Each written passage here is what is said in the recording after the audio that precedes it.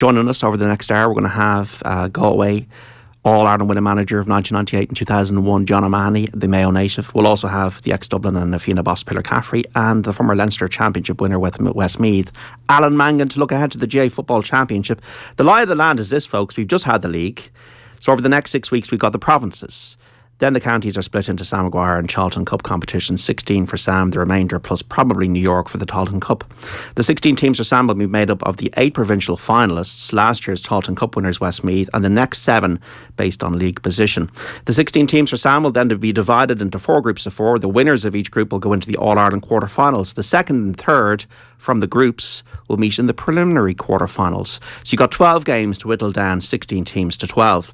Then the quarter-finals begin in earnest. The Tailteann Cup will run a similar format side by side. It means there are 99 games now in the Football Championship between now and the end of July. The teams that are uncertain of being in the Sam Maguire competition at the moment are Cavan, Clare, Meath and Kildare. The way they can guarantee their progress and their process into the Sam Maguire competition is to make a provincial final. So lots to discuss over the next hour with Pillar, Alan and John. And Pillar, I know you're in Spain at the moment and I hope you're looking forward to your Easter. Do you like this format? You never lost a game in Leinster, but for Dublin I suppose the Championship probably doesn't really heat up until the quarter-final stage or preliminary quarter-final if that's where they find themselves. Yeah, look, John, good to chat to you. It's going to take a bit of getting used to. It's a new format. I think it's quite strange to think that the provincials are going to be done and dusted by the 14th of May. And it's going to be weird to think that because it's the first year that we're doing it, there's going to be a bit of trial and error attached to it in terms of how teams train during it, approach it. Really, like for the big guns who are looking to win the All Ireland, and there's probably, it's probably the most open All Ireland series in a long number of years. Like when you think back that we've had 3 different All Ireland winners in the last 3 years, and like there's a couple of teams that would be fancying making that forward this year. But the All Ireland series really will only begin in earnest, I think, at quarterfinal stage, because it's very unlikely that any of the big guns will be gone by that stage. So you're really looking at how can you prepare the team to win an All-Ireland, having 3 games in the month of July. It's really going to favour the teams that are, have a good depth to their panel and are tried and tested in the Croke Park arena. And that's where, look, the top guns have a huge advantage. So it'll be fascinating to watch it unfold. I think definitely this is the start of the provincials being devalued as a current going forward. How much merit is going to be put on them. But look, Leinster has been dead in the water for a good many years in any ways. Ulster really was the only natural competitive province for the last 10 years or so. And look, Connacht is fascinating at the moment with 3 very strong teams over there, and look, this new Galway Mayo rivalry that looks as if it's going to be around for a few years to come yet. It has everybody's attention because both of them are potential All-Ireland winners, and then throw Roscommon into the pot. And look, then the added flavour that, look, probably Sligo or Leitrim are going to get to a Connacht final and get into the All-Ireland series. So there's a lot of fascination. And then, look, a big game that's on this weekend, John, that should have everybody's attention is Clare versus Cork, which has gone very much under the radar because the prize there for Clare is massive. And obviously Cork look like an improvement team. So you might be expecting them, but it's an away game in Ennis tomorrow. And like, should Clare win that, they've every chance of getting to the Munster final and staying involved in the All-Ireland series. And for a team that got to a quarter-final last year, it'll be a disappointment if they don't win tomorrow and haven't been relegated. You would then fancy them have a good chance of winning the Tailteann Cup. But so there's a lot of play already, albeit that it's a very different scenario for us to look forward to. It feels like the Rolling Stones are back on tour with the Dubs, Pillar. Jack McCaffrey, Paul Mannion, Stephen Cluxton back, Pat Kilroy, Sistine, Desi Farrell all to play the hits. They're going to throw everything at this. Yeah, no, look, Dublin, I'm sure Desi has done a lot of soul searching. they're begin to get a feeling in Dublin that maybe the last two All-Irelands have been left behind, albeit, losing an extra time to Mayo in a semi-final and then being pipped by Kerry with a wonder score from Sean O'Shea last year. And when you look at the balance of things in Dublin without Con O'Callaghan last year, and then look if we can get Jack Mack and Paul Mannion back into a starting team for an All-Ireland quarter-final or semi-final, Dublin will fancy their chances of taking anybody come the latter stages if it falls right for them. And I think there is very much a feeling within the county that, look, this is a circle the wagons attempt. I think James McCarthy is probably the cornerstone of this team in terms of the heartbeat. He's captain this year. And I think it's all guns blazing in terms of trying to win one All-Ireland with this team. I think they will be very hard best going down the track here in July. Desi has obviously made very brave decisions, and I would give him great praise for having the open-mindedness to say, look, hang on, maybe I do need an extra set of eyes here or an extra bit of help here, and obviously approaching Pat Gilroy and saying, look, are you willing to come back in on board and let's see if we can shake this thing up. And obviously that has opened doors, and with the two boys, Paul Mannion and Jack coming back in, and then Stephen Cluxton surprising everybody and appeared last week.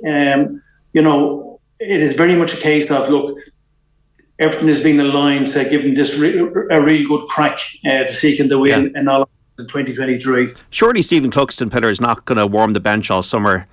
He's going to be in the team, isn't he? Yeah, no, absolutely. Look, I know David O'Hanlon very well. He's a club man of ours in the FINA.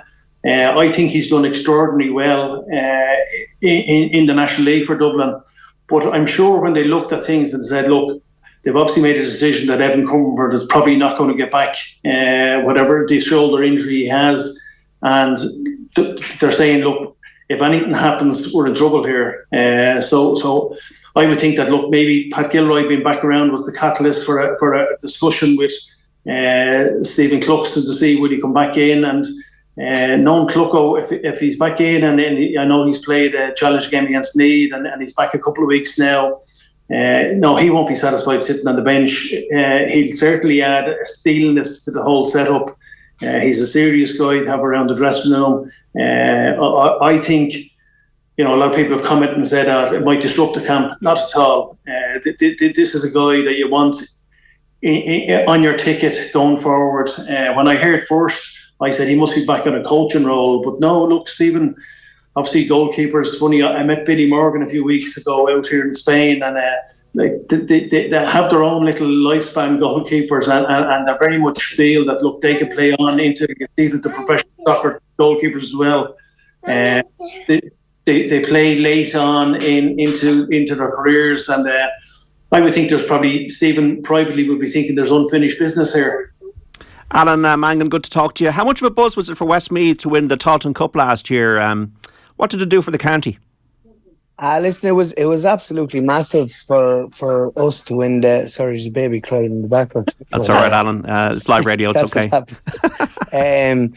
It was massive for the county. It didn't really kick off until we really got to the semi-final, and we realised that this was going to be a competition that it was really worth winning.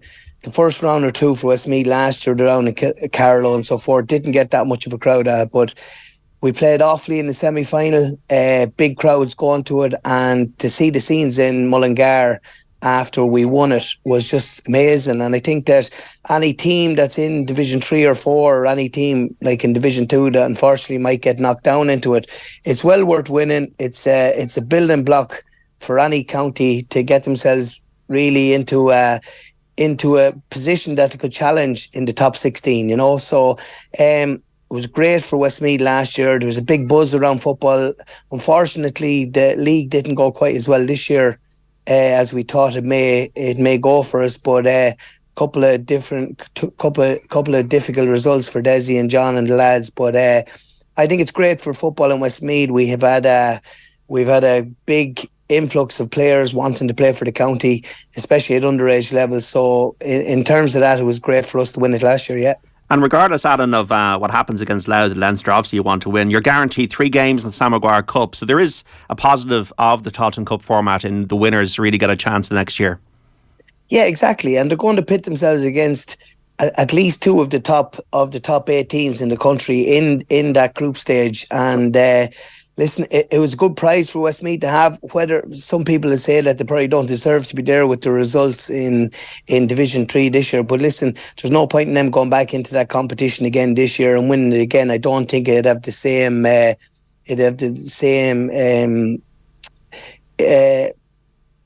It wouldn't have the same input around the county, and especially around Leinster if we hadn't got a chance to play in that. It's a big prize for any team that wins the Tailteann Cup, and I really think that Westmeath can go into this year's championship with, they've nothing to lose really. They're going in against Louth. Louth are going to be missing Samuel Roy, which is going to be a big loss for them this year. If they can get a win there and come up against Meath in the semi-final, it will be a great scalp for Westmeath to beat Meath. I know we've only beaten them once in the championship ever, but this would be great. And then to throw themselves into a Leinster final against Dublin, who knows what may happen. I don't think Dublin are as strong as they have been over the last 7 or 8 years.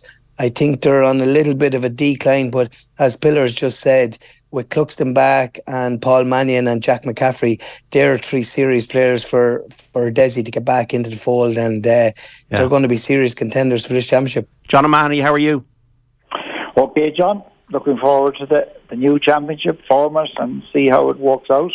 We can get into the nitty-gritty in a bit, John, but do you feel this might be it now? You've won the league, Mayo, 1951, 72 years. Do you feel a bit more hope than you would have in previous years that this might be finally the year? Well, look at them. Mayo have glided through the National League, playing with a freshness, and listening to some of the players saying they're really enjoying their football, and they fully deserve to win the final last week against Galway. But I suppose we won't really know until they hit some kind of a setback. I think it would be very few teams this year go right through league and championship without having a setback somewhere along the line. So, there's the first ambush, if you like, or banana skin could occur tomorrow. In some cases, Roscommon have a history of doing that to Mayo after Mayo win league titles. But certainly it's certainly ahead of where I would have felt it would be at this time. And Mayo are the eternal optimists and the supporters and the expectations. And if they win tomorrow, that'll go through the Richter scale. But I wouldn't write out Galway within the provincial championship yet, because I think that they were flat last week. They were poor enough, and I suppose I think there's more in them. Killian McDaid to come back. So, Mayo absolutely have done great, have done fantastic. But I think Mayo should know over the years that if the hype starts too early in the year, that becomes a burden as the year goes on. So I think they need to have still a lot to prove, and I think that the experienced team that Mayo had that put Dublin to the pin of their collar so many years, this team doesn't have that experience, and whether the white heat of the championship will catch them or not, that's still, the jury would be still out on that. So, John, Mayo have had, 8 league games. If they win Connacht, that's another 3, plus another 3 in a round robin, plus another 3 to win the Sam Maguire. So managing panels and peaking at the right time is very important in this new format. It is, and Kevin McStay did that brilliantly during the league, in the sense that, I don't know how, is it 30 up to nearly 30 players got football, but it's the teams with the deep panels that will succeed here again this year, whoever that may be, whether that's Kerry, Dublin, a lot of talk about Tyrone, or Mayo, or in fact Galway, who seem to have improved their panel depth since last year. But yes, rotation is going to become a factor. I feel it was always a factor in national leagues. It's going to become a bigger factor now, because the championship goes from 62 games to 99, 99 games. So that's a long season, and then it's not only that, but it's packed into up to the end of July, which means that injuries, disciplinary issues have to raise their heads, and the best teams that can, come through that are the teams with the players of 40 players or whatever. Ironically, the backdoor in 2001, when it started, was meant to benefit weaker teams that they'd get more football, but in fact it benefited the stronger teams more. And this championship, you have the Tailteann Cup now as well, but this championship that's there now, it looks like maybe benefiting the stronger teams as well. 99 games, that's a lot of ice creams, a lot of flakes for people over the next few months. Pillar Caffrey, do you still think Kerry are the team to beat? Like, David Moran's gone now, but David Clifford is the man, and look, they're going to get through Munster quite comfortably, so they'll be looking to peak at the right time. Yeah, look, interesting that Kerry are going away to Portugal on a week training camp. I think of all the teams, with the Cliffords not involved and a couple of other players missing the early round to the National League through their prolonged campaign in the club scene, getting to the All-Ireland finals. I think Kerry really disregarded the league this year. They came through last year winning everything league, Munster and All-Ireland. So this year they felt that they would time it differently as was appropriate. And they managed to win their 3 home games, lose the 4 away games in the league. But look, no problems for them. I think they were slightly disappointed with what they found. They tried out quite a few players. I'm not sure how many of them will have put their hand up for starting places. So maybe the strength and depth isn't as great as we would have thought with all these minor and 21 teams coming through. I think what we seen last year is probably more or less what we're going to see again. But look, the bookies have them favourites. They probably have the easier side of the draw in that, Munster final is the only game they're really going to get between now and the All-Ireland series in terms of being a competitive game. And, they'll be quietly working away, beavering away, doing their pre-season now and getting their heads around the race that is going to come in July, and they're going to have a huge part to play in it. Jack O'Connor has never done it back-to-back All-Irelands himself, so I'm sure that's something he'd like, a little box he'd like to tick for his own CV. And we know how serious Kerry have been in pursuit of breaking the stranglehold that Dublin had, albeit that was Mayo that took Dublin out, but couldn't finish the job. Tyrone came in and snuck one. But Kerry last year, there was a sense of, look, mission completed. It was a while coming for that group of players, and it'll be just interesting to see what the appetite is as we get into the championship later on. Well, the Football Pod are hitting the road again. We're delighted to announce that we're heading to Killarney for our first big show of the summer, all with thanks to AIB. Tommy Rooney, Paddy Andrews, James O'Donoghue will be bringing the Football Pod to the Great Southern Hotel for a live episode with special guests on Thursday, May the 4th. Join us for a brilliant night of football chat and crack. Plenty of focus on the All-Ireland champions Kerry and the contenders coming for their throne. This is an exclusive off-air event. Tickets are limited, so don't delay. Go to offtheball.com/events. All in partnership with AIB. Check out #TheToughest for more. Alan Mangan on Kerry and David Clifford. Look, you played forward for Westmeath. You won a Leinster title. What do you see in David Clifford that the person on the street doesn't? Oh, listen, he just has everything. Both feet, 30, 40 yards, any angle. He's a big man as well. You can let the ball into him in any way. He really has everything in the locker. And unfortunately for any team that's coming up against him, they're probably going to have to play like Keane O'Sullivan used to play for Dublin and sit in front of that full back line and hopefully double mark him at some stage, because as I said, no matter what way the ball comes into him, he's able to win it. But listen, he's after having a very long year with the club, obviously, and came back in fairly quickly with Kerry as well. So the next couple of weeks are going to be important to him, probably to get as much rest, him and Paddy as well, as much rest as they can possibly get, and get themselves fired there's no escaping it. They're working, firing on all cylinders in the league, Kerry.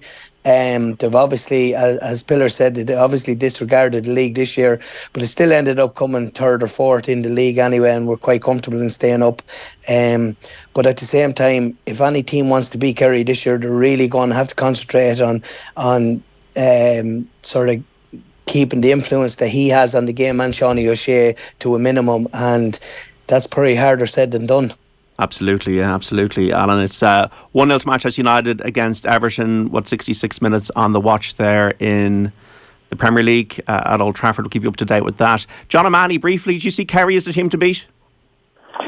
Yes, well, I'd agree there with Alan, who says that Kerry weren't really wound up for the league this year, because I was at the game, the Mayo Kerry game in Castlebar. And I understand on that day they travelled up from Kerry and down on the one day. They didn't arrive on the pitch until 15 minutes before the throw-in. Jack O'Connor sat all evening with his arms folded. He didn't seem too concerned. It was a different scenario where last year he kind of wanted to get off to a winning start to win the league. So I think that they will... Now, I won't proviso. I think they have to... David Moran retired at the end of the year.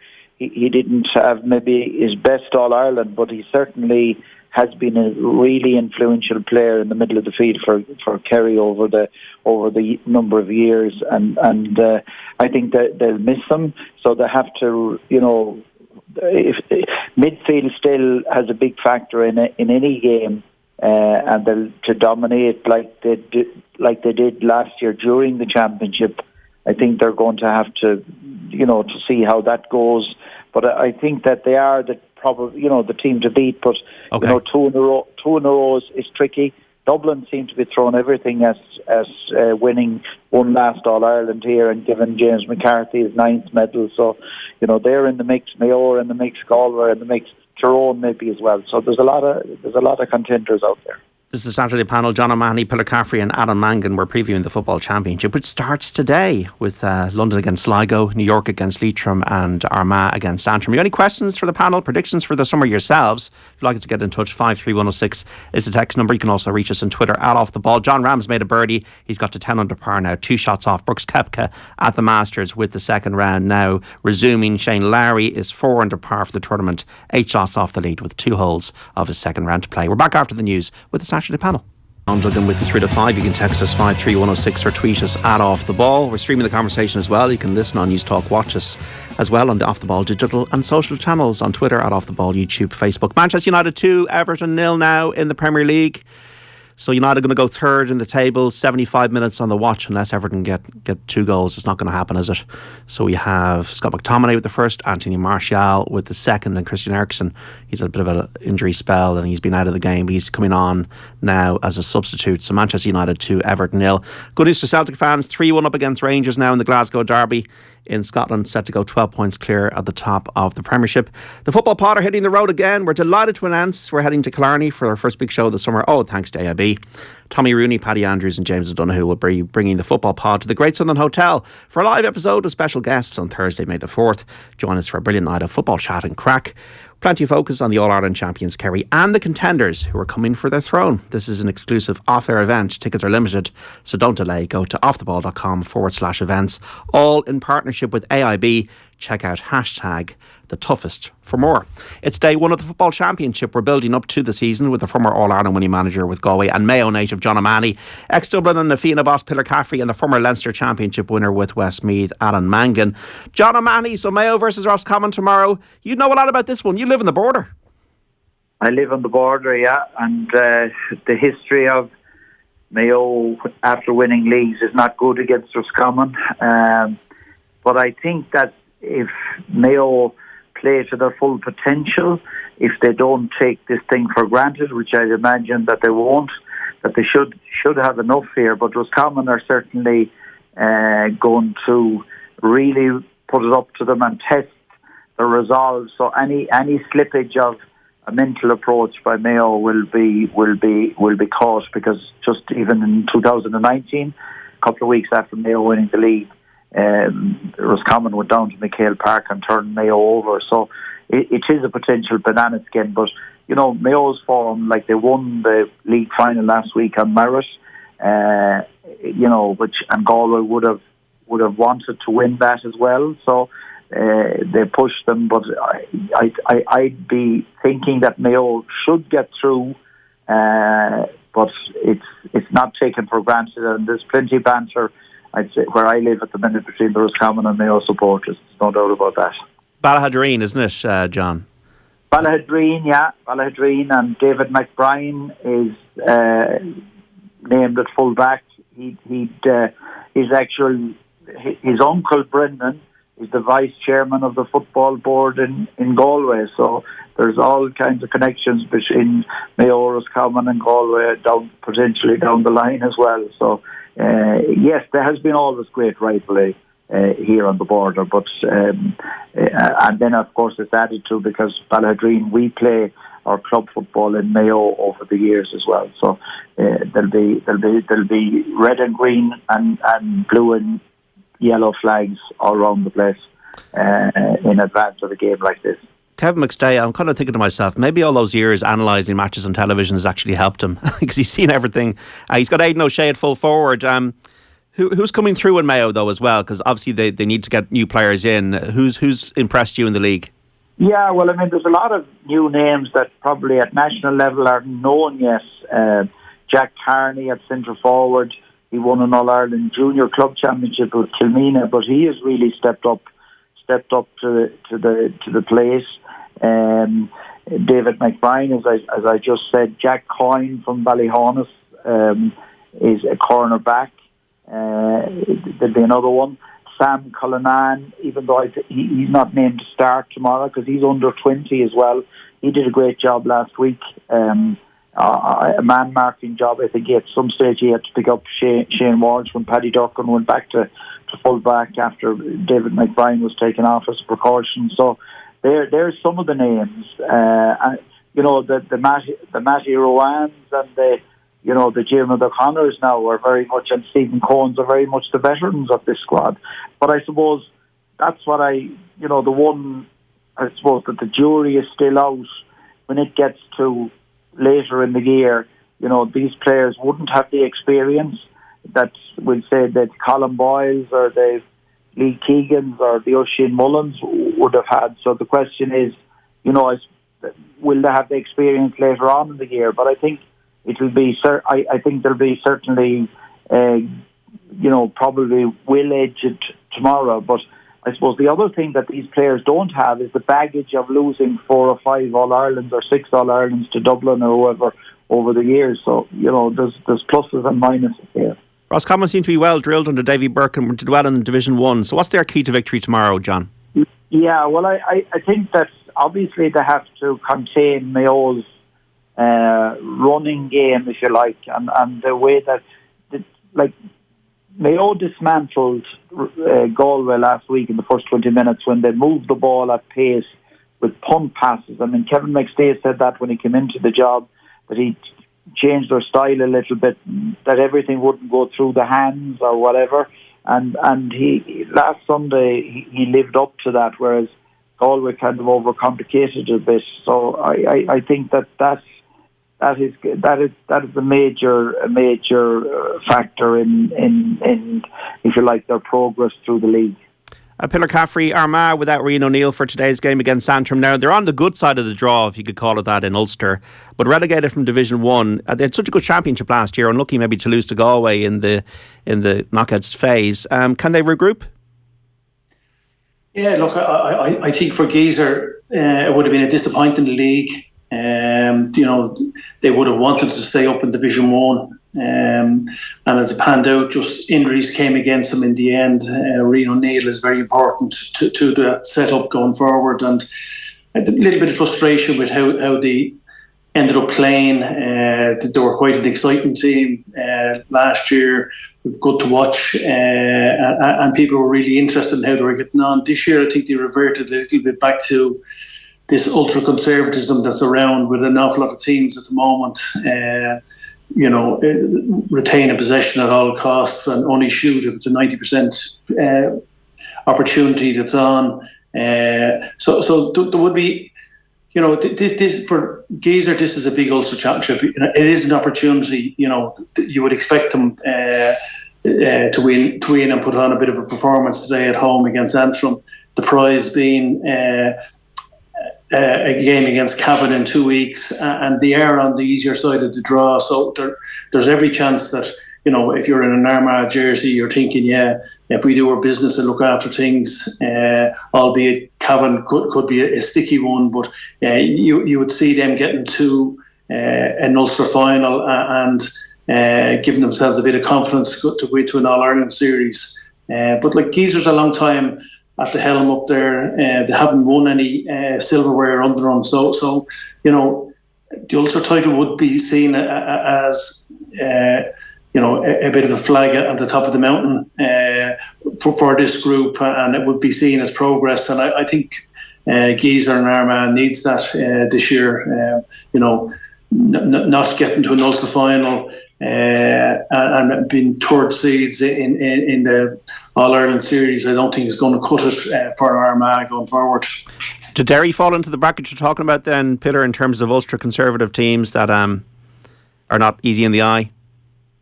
Yeah, look, I think any of us that love Gaelic football, while we appreciate it, it is evolving all the time and tactics have moved. It is not the most pleasing game in the eye at the moment. That's why I think, look, Kevin McStay and Mayo this year have been a breath of fresh air.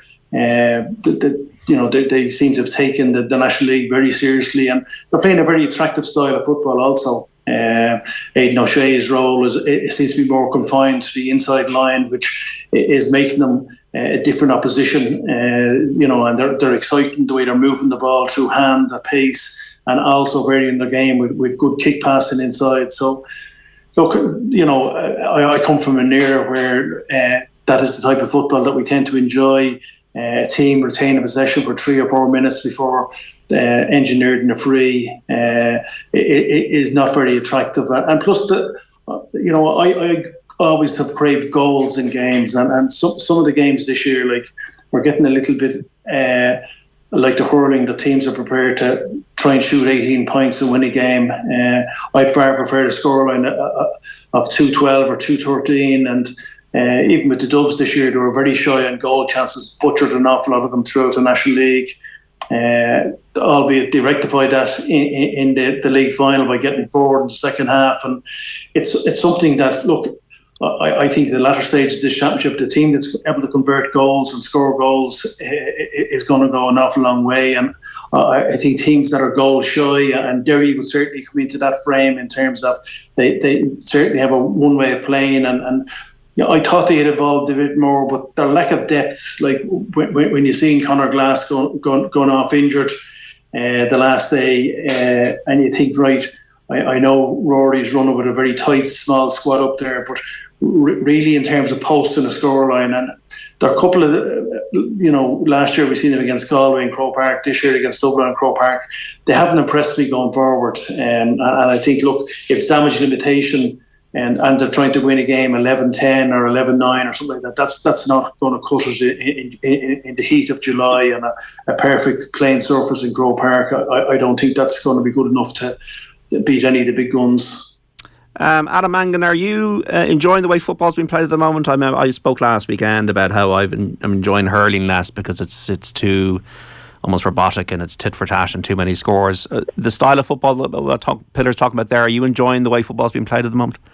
Not particularly, no. I have to say that I think football over the last few years has been, it's nearly a pain to watch it up until the knockout stages. As you said, it's tit for tat. It's dropping everyone behind the ball and trying to attack it. I think Westmeath played a lot of that themselves over the last few years, probably to counteract what was coming towards them themselves. But as Pillars just after saying, and John before him, Mayo are just a breath of fresh air to watch for the last number of years. Like, even when they were losing finals to Dublin, just to go and watch them playing is a joy. They throw the shackles off and they really throw everything. And I think by putting Aidan O'Shea in full forward, that gives them a focal point that they can just lurry a few high balls in on top of them, and there's not too many full backs that are going to be able to contend with them. But At the minute, football is a hard watch. I prefer watching hurling at the minute because of, I know what you're saying. There's loads of scores, but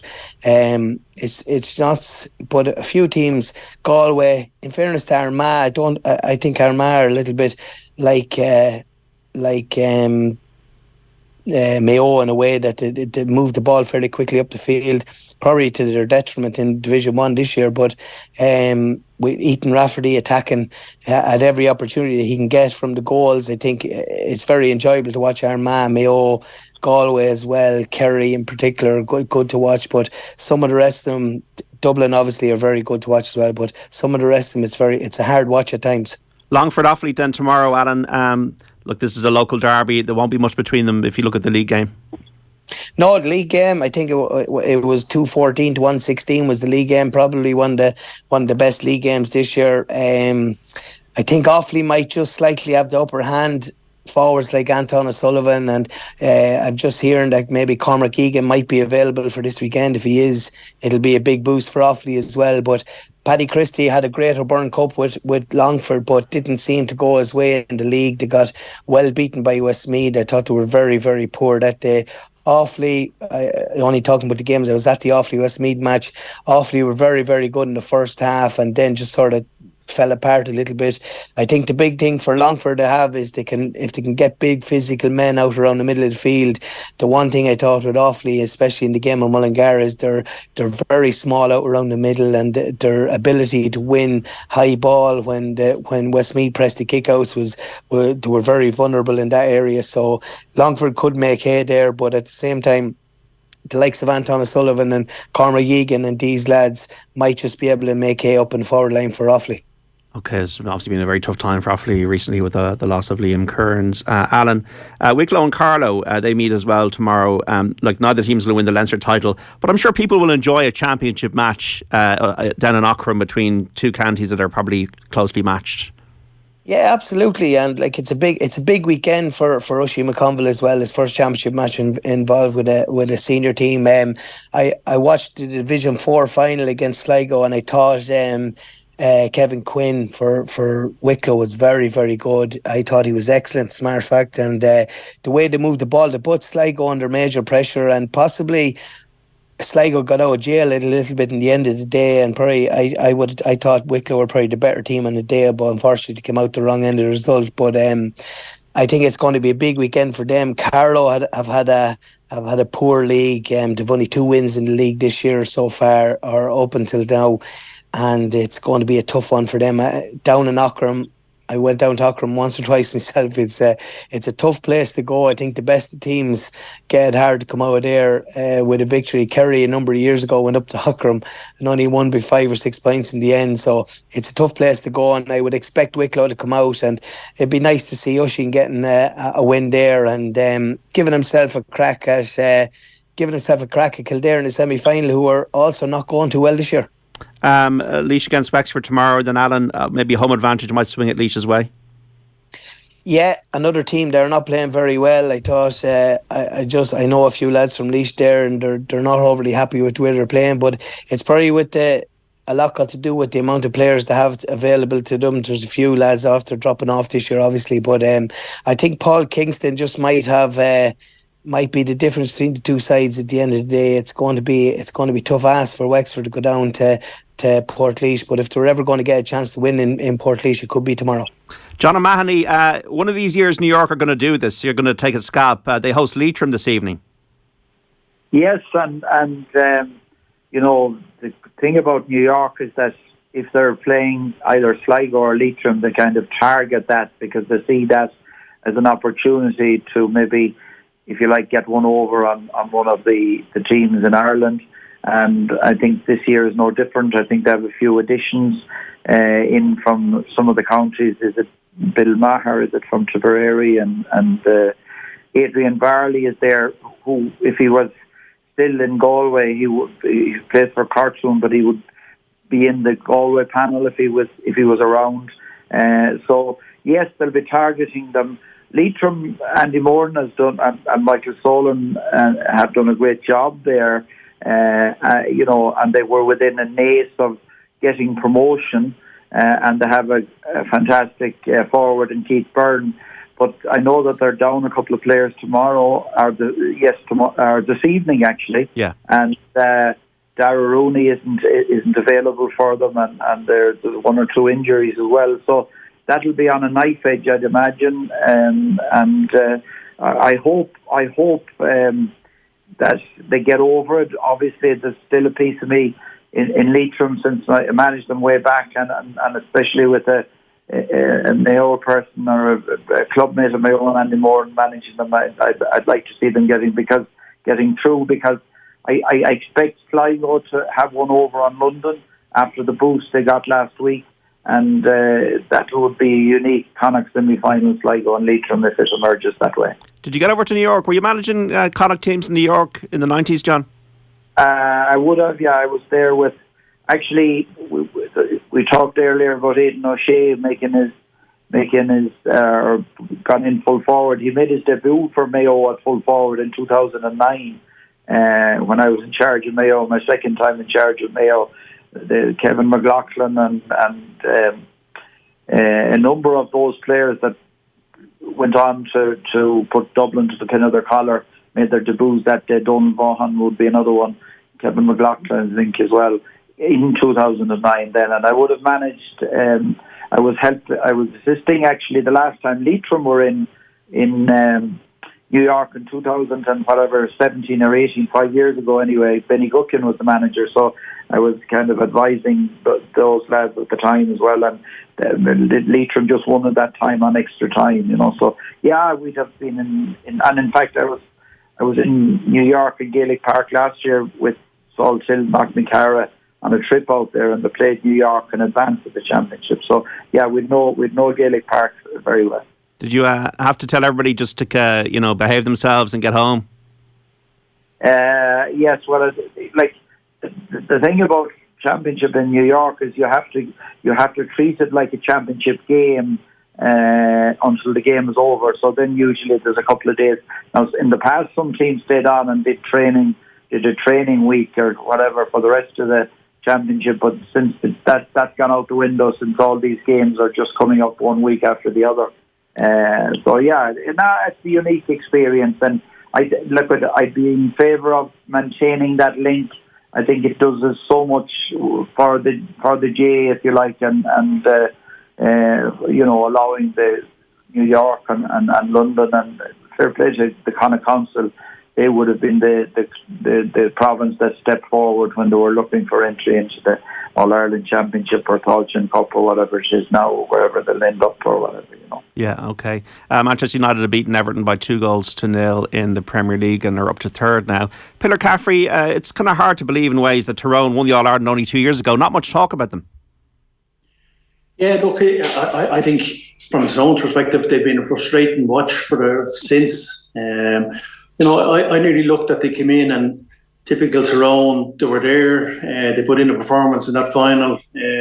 Everybody, the neutral was all shouting for Mayo, would they bridge the gap that year after doing the Dubs, and now Tyrone put in the performance on the day and rightly won it. But since then, they've been, I'd say, frustrated with the way things have gone. A lot of deflections off the panel, haven't been very consistent.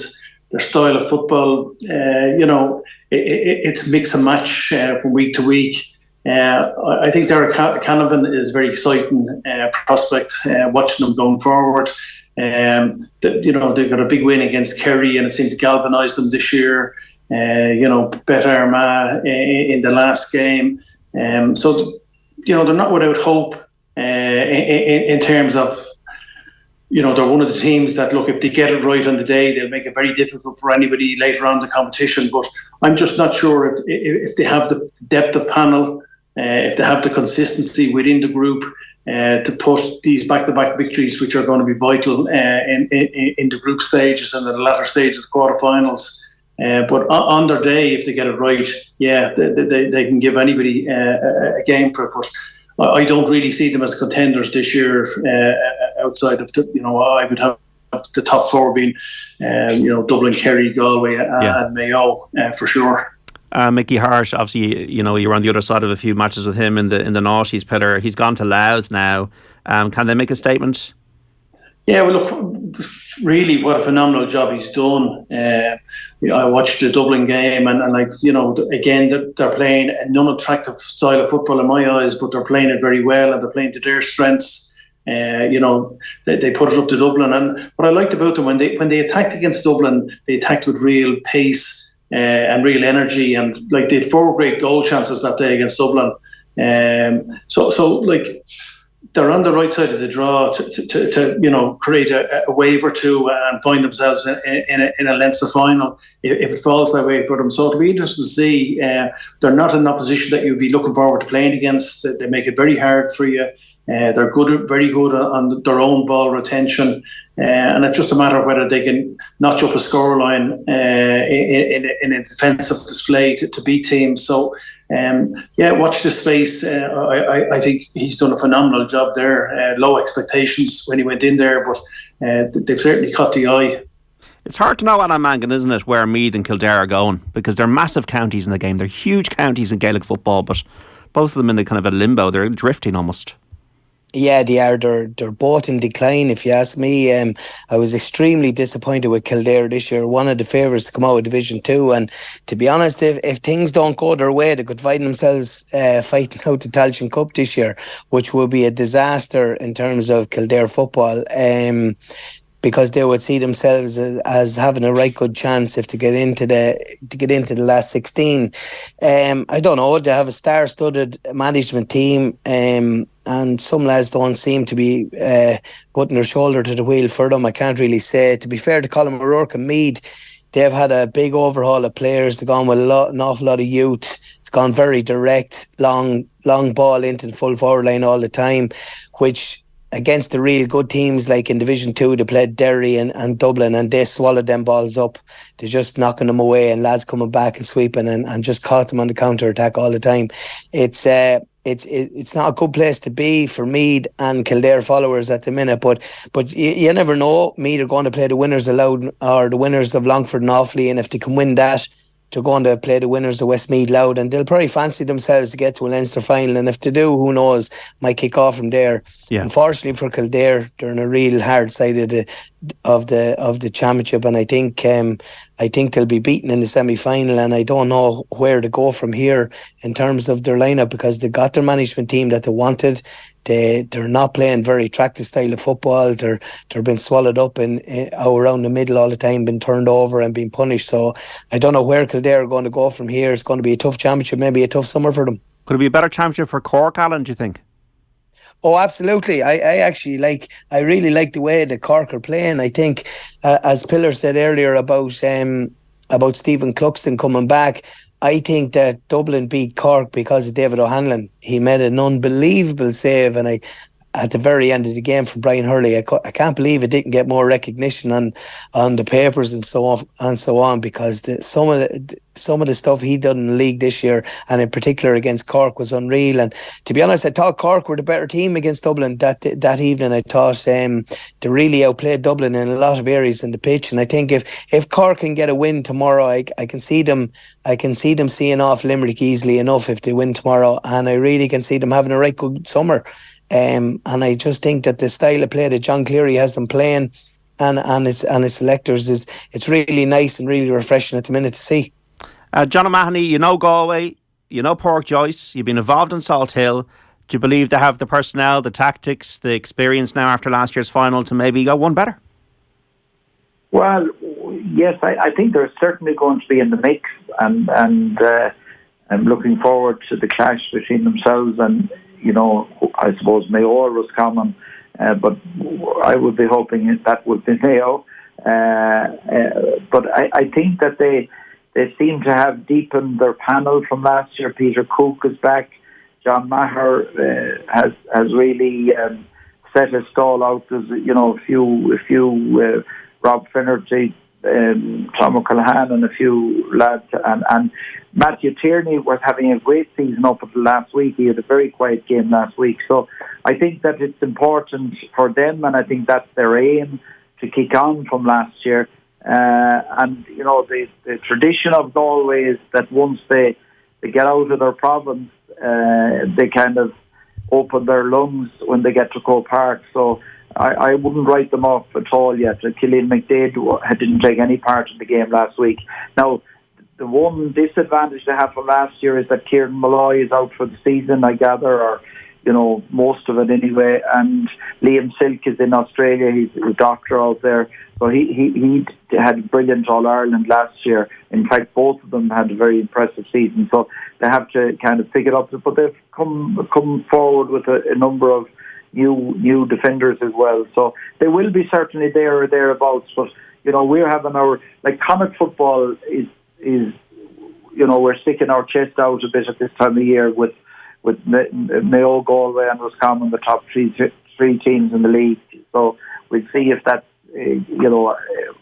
some of them can get there anyway. And I met somebody last week who predicted a Mayo Galway All Ireland final, and now I think that might be a bit far fetched, because I think there's a lot of talk about a Dublin Kerry final as well. But certainly the Connacht football, we'd be hoping that some representatives will be there come the 29th of July or whenever it is.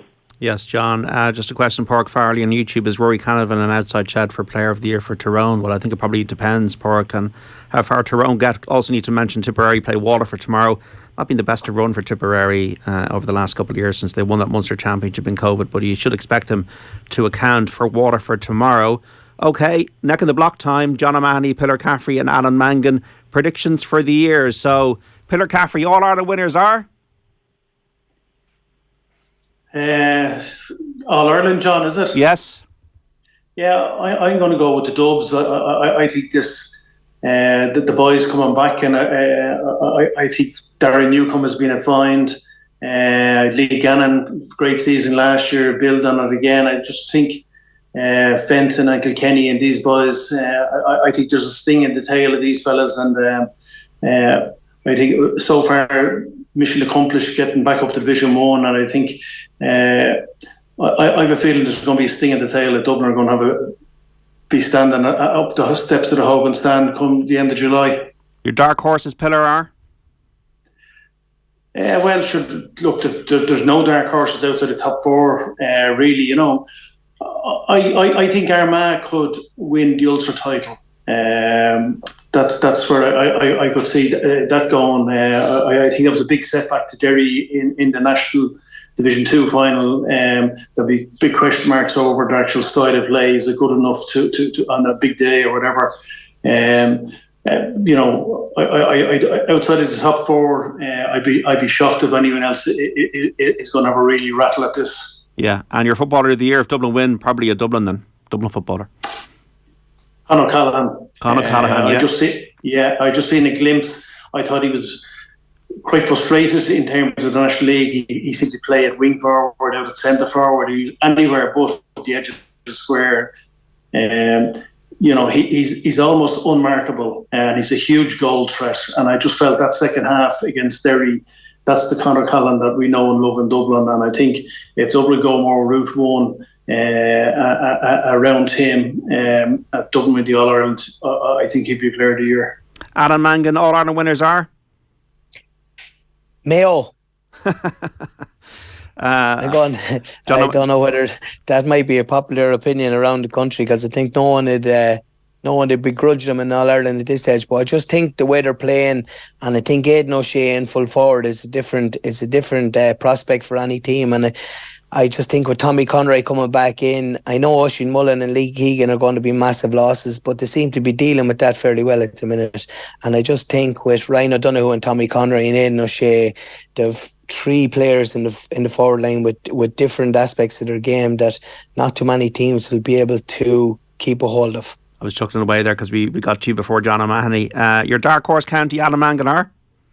Well, as Pillar said, I don't think you can really come up with a dark horse county. I think Derry could be slight dark horses, and Galway again. But I'd love to see a Galway Mayo All Ireland final. As someone said, it's going to be a tough one to get, but it'd be great to see it. But if Dublin gets to the All Ireland final, I think Conor O'Callaghan will be. I'll agree with Pillar. If Dublin can get to the All Ireland final, Conor O'Callaghan will be Player of the Year. And just to finish the panel, John O'Mahony, are Mayo going to do it? Who's your All Ireland winners? I don't want to put the hex on Mayo. Okay, that's fair enough. Kerry are the team in possession, and as I said, if they can solve their midfield issue there after David Moran, I think that, they're the target for everyone to hit. I can see where Dublin are coming from, putting the pieces back together, and I'd say Pat Gilroy had a big influence possibly in that behind the scenes. I'd agree with the lads about Conor Callahan. He's certainly in a massive form, back to his best again. And what we need to remember is that he wasn't there when Kerry just edged them last year. So there are real contenders. But again, I think Galway are going to be there or thereabouts, and Mayo when it gets to the business end. But it has to be taken away from Kerry. Okay, John O'Mahony, Pillar Caffrey and Alan Mangan, thanks so much for speaking to Off the Ball Saturday here on News Talk. Enjoy the matches over the coming months. Happy Easter, lads, and take care. Likewise, thanks, John. Thanks, guys. Thank you. Okay, we're going to chat to Gary Murphy about the Masters after this. It's going to go through the leaderboard here on Saturday. Obviously, round 2 coming to a close. John Ram has moved to 10 under par, 2 shots behind the leader, Brooks Koepka, who's 12 under. Shane Lowry is on 4 under par after a 72. Man United have beaten Everton by 2-0 in the Premier League. That has propelled Manchester United up to 3rd in the table. And in Scotland, Celtic have defeated Rangers 3-2 in the Glasgow Derby. We're back after this.